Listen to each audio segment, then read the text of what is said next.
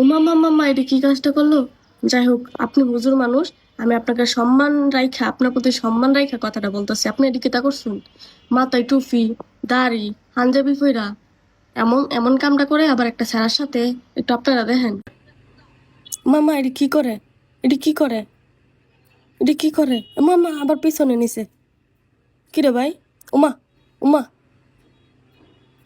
উমা এটি কি করলো বাচ্চাটার সাথে?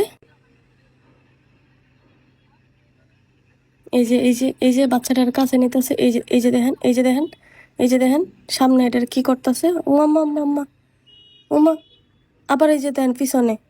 কি রে ভাই, এটি কি শুরু হইলো? এটি কি করে পুজোর মানুষে? এটি কি করছে? হ্যাঁ, মাথায় টুপি দিয়া, দাড়ি রেখা, একটা সুন্দর পাঞ্জাবি পরে আপনি এটি কি করলেন?